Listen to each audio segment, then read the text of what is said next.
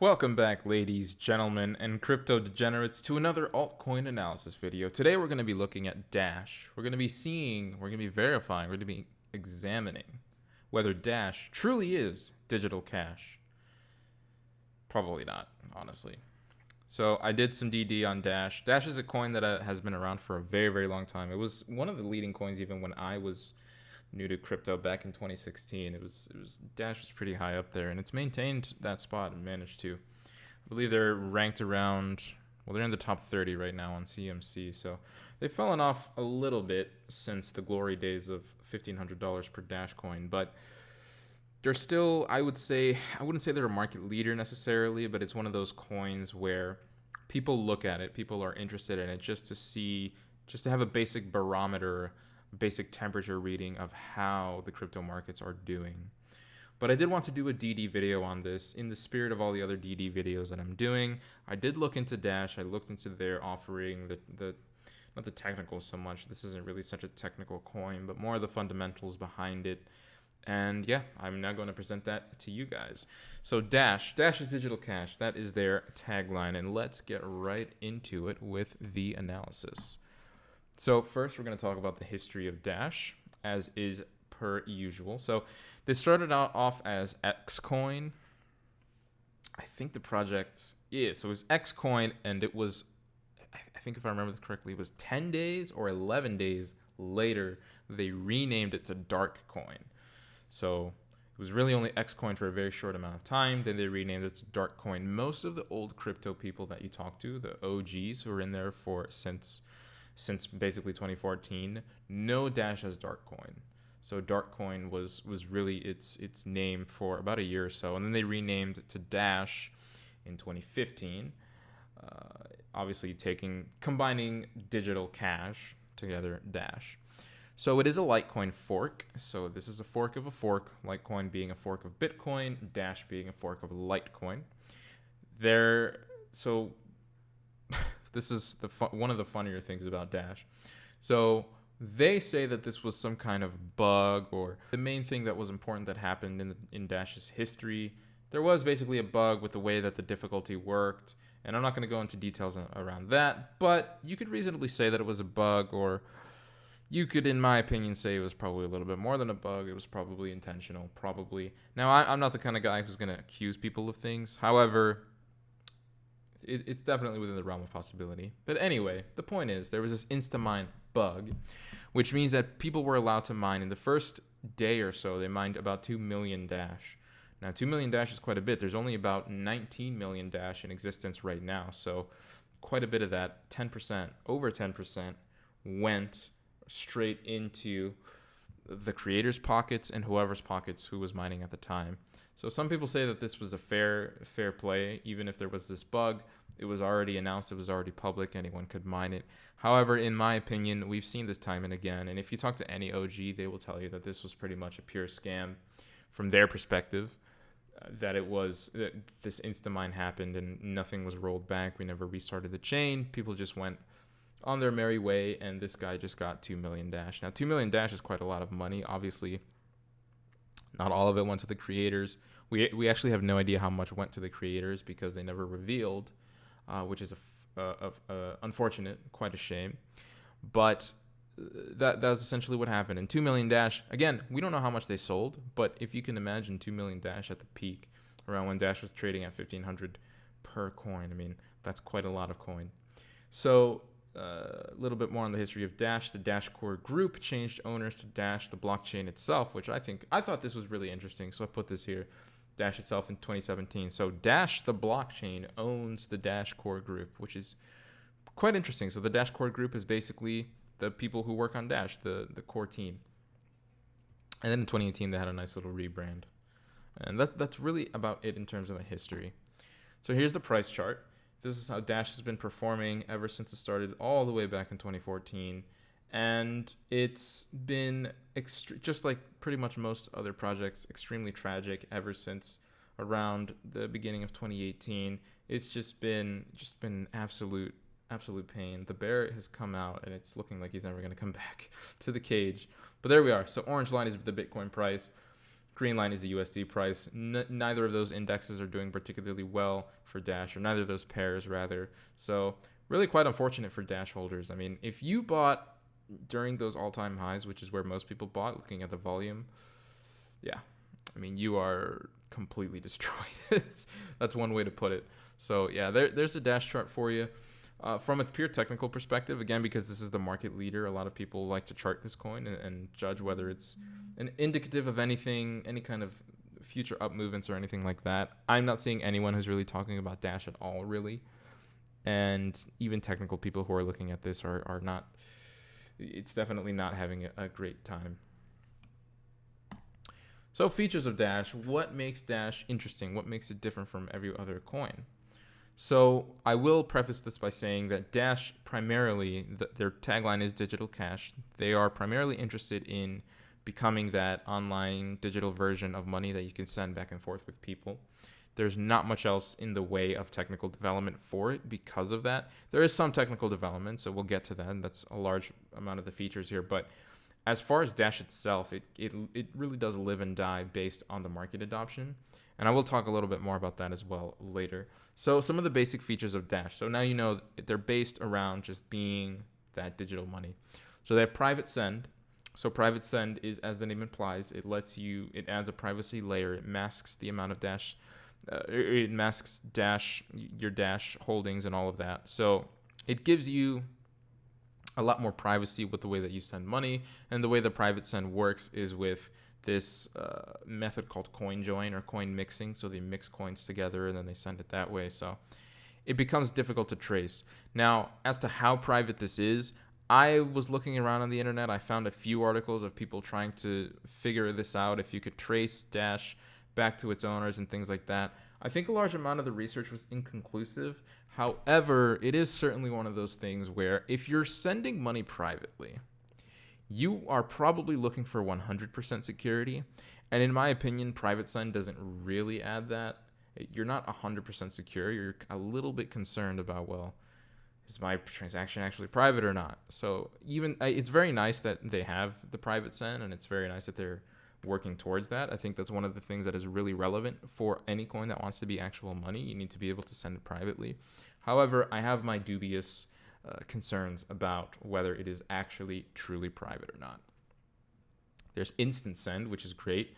So the Dash blockchain is much faster than Bitcoin, and I believe it's also faster than Litecoin. However, if you are doing a transaction, sometimes you need to have it done in seconds. The Dash blockchain does not work in seconds. Their block times are slower than that, but you can get it down to seconds using the instant send feature. So that's another great feature of Dash. They have a DAO, which is a decentralized autonomous organization. So the DAO basically means that 10%, so there's a block reward, just like any other mineable coin. 45% of it goes to the miner. 10% of it goes to the DAO. So the DAO is basically this, you can consider it almost like the founder's reward. So Zcash has a very similar founder's reward setup. But in the case of Dash, it goes to this pool, and then people get to vote. So there's an element of governance to it. So people get to vote on, what do we want to use this Dash for?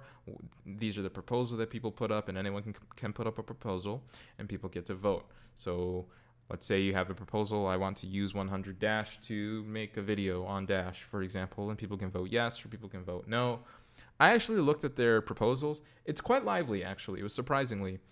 When it comes to blockchain, it's very, one of the things that has been, I wouldn't say innovative, but has been invented, has been the idea of on-chain governance, where people do voting and people can vote on what they want.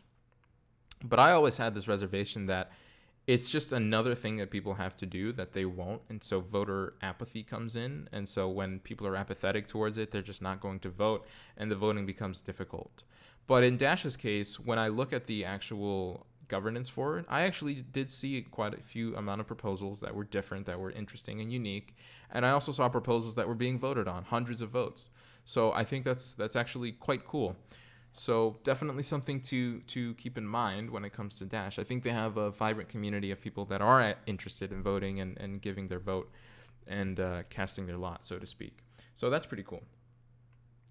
Masternodes, there's another feature or bug, or whatever you want to call it, depending on your disposition. So there's masternodes. It's 1,000 Dash. So you get 1,000 Dash together. You can create your masternode. You can start staking. And it's also has the X11 algorithm. So the way that Bitcoin works is it's based on SHA-256. X11 is based on 11 different algorithms. So they say that it increases the security. I'm not entirely sure on that. However, there you go. There's a feature. The other big benefit to X11, or it used to be touted, that with X11 you could prevent ASICs. But as we know, there are ASIC miners that mine X11, such as the Antminer D3. So there's the initial shill was that you could avoid ASICs with X11. However, now we have ASICs. So there you have it. So there's some positives of Dash. It is one of the oldest coins, started in 2014. And that gives it a certain level of seniority. It means that it's one of those coins where they have such a long track record and such a long history of execution that you can actually look at that and judge whether it's execution that you like, whether you like the team, whether you like the things that they're building on. It gives you a lot of data, and which is something that we really lack in blockchain for the most part. There's not many coins that really survived from the old days. Dash is one of them that has managed to pass the test of time. And so based on the proposals that I saw and all of the activity and the supporters and the Reddit, I was looking through their communities. I think Dash is one of the oldest coins for a reason. I think it survived for a reason. And I think in the future, it is definitely going to remain one of those coins that people are really crazy about, that has a community based around it. And one of those things that is, again, it's going to be a player. No matter whether you like it or not, Dash is going to be an absolute player in the market. So that's a positive, huge positive.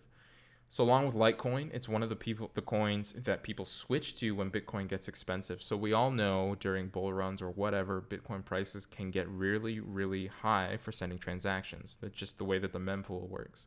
And so when transactions get high, let's say instead of you having to pay $15 to send maybe $20 of Bitcoin, you can actually use Litecoin, which is the first coin that people really go to.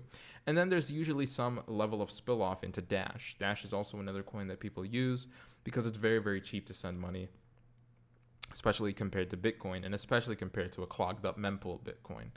So that's one of those great positives, that if we get a lot of market adoption for Bitcoin, Dash will almost be able to piggyback off of that success. So another positive, the DAO receives 10% of all mined coins for future development. So this is really nice because it means that you have this core group that has enough funds to keep this project going. And the incentives are aligned for the company, because they actually, if Dash, the currency just fails, then their money's not really worth much. So it's a little bit different from Zcash. For Zcash, I just call it a straight, in my opinion, Zcash is a straight scam. With Dash, it's a little bit different because people actually vote on how the funds are going to be used.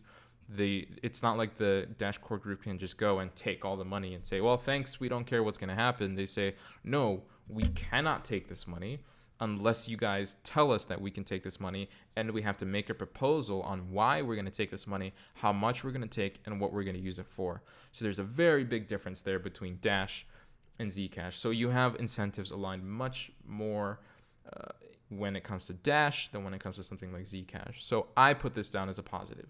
It means that the Dash core group has a lot of money. It means that they can develop it, that they can continue developing well into the future.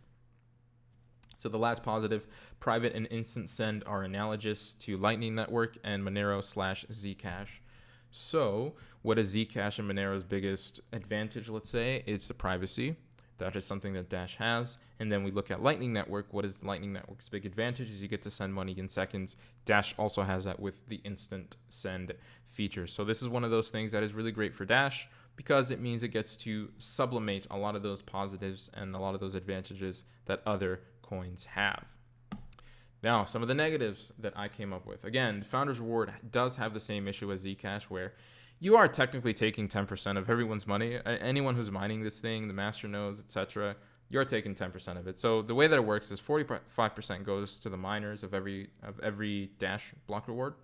45% goes to the miners, 45% goes to the master nodes, 10% goes to the founders, which is Dash core group. So it's one of those things where it doesn't really sit too right with me, even if it's better. It's a lot better done in Dash, in my opinion, just the way the proposal system works. However, you are still technically taking 10% of everyone's money. It's just worse for the miners. It's worse for the people who are mining this thing. And masternodes, okay, sure. But it's more of an economic question. If you're just looking at this as a user, not a big deal. If you're looking at this as a miner, probably a little bit of a bigger deal. If you're looking at this as an investment, which is what we're looking at, then it's something that we have to take into account. If people start looking at the founder's reward in a negative light, then that could be bad for the community. Then that's obviously going to be bad for market adoption. So something important to keep track of. They are wholly dependent on market adoption. So despite all of those features that they have, the only way that this is going to succeed is if they get that market adoption, is if they get people to use this app. And unfortunately, there's not many people in crypto who are users as much as it's 99% traders, speculators, and investors. None of those things are really served by Dash. So there you have it. It's something that you have to wait maybe 10 years, 20 years, who knows, before it actually pays off. Barring some kind of crazy bull run, which could always happen. They don't have a real killer app. Again, goes back to the first point. They don't have anything like Ethereum where you can, as a developer, you can develop something, you can make smart contracts or whatever. It's BNB, they're burning tokens, so on and so forth. With Dash, it's like, well, you just buy the coin and it doesn't actually do anything. It's just money. And dubious money at best because it's tanking usually price-wise. So it's hard. You don't want to, it doesn't have the store of value narrative either. Another negative is it's a very large market cap. So again, top 30 on CMC. I think it's worth how much is it worth now? Like something like $600 million, if I'm correct. And so it's just one of those things where as investors, we're always looking for the 10x's. We're looking for the 100x's even. Dash is simply not one of those coins that's going to move very much.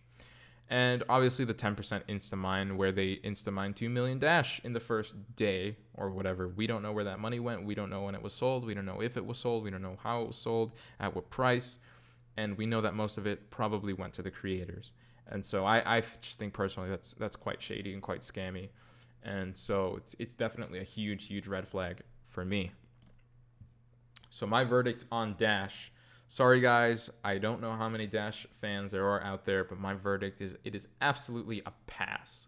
This is a coin where the market adoption has not been compelling. So if you go on the Dash website now, they have all of these different merchants and retailers like Overstock, for example. That's where they put down Overstock accepts Dash. So me, being the intrepid DDer that I am, went on Overstock and I tried to order a table. And when I went to order the table, it gives you the payment options. Well, the only payment option that was crypto related was Bitcoin. There was no Dash. So I went back to the main site and I started looking at other websites, and most of those other websites don't even accept Dash. So I'm just wondering, why do they even have these on the website if they don't accept them? Overstock clearly doesn't accept Dash. So there hasn't been any real market adoption in my view. And so if there's no market adoption, why the hell are you holding this or looking to buy this coin as an investment? You're not interested simply. So we have several years of history that we can look at. We can say, well, Dash has existed since 2014, so it's been 5 years. What have they done in 5 years? And in my view, it's not much. So the release of the Lightning Network for Bitcoin removes much of the advantage of instant send, which means more people are going to be using Lightning Network before they'll use Dash. So that's going to be a lot less market adoption for Dash even then. For cross-border payments, it's less relevant to hold. First, because it doesn't have the store of value narrative. And secondly, because if you just want to send money across border, you'll buy some Dash, you'll send it to someone, they'll cash it out. There's really no reason for anyone to hold it ever. So again, store of value thesis not there. Gen 1 blockchains are quickly fading out of popularity and into obscurity. I do think Dash is going to be a coin that will be around for a long time.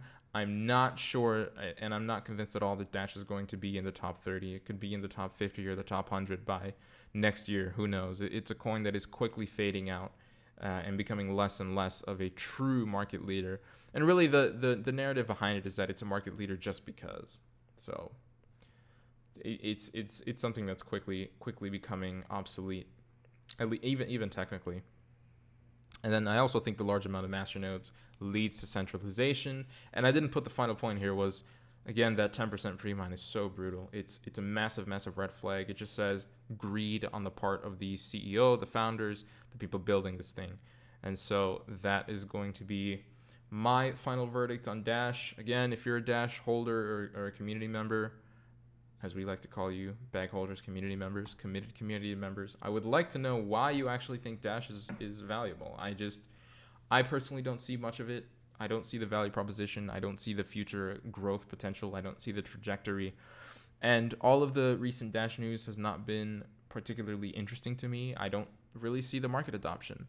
So that is really all it comes down to for this token. And if there's market adoption, even if there is market adoption, do you really think the market adoption would go for a coin like Dash, or would it go for something more like Bitcoin with Lightning Network, with all of the benefits that Bitcoin has and all the security that it has? Again, very, very difficult game right now for Dash, and I'd be very curious to see what the actual founders of Dash and the current developers at the Dash core group have to say on their future outlook for Dash itself. I'm very curious on that.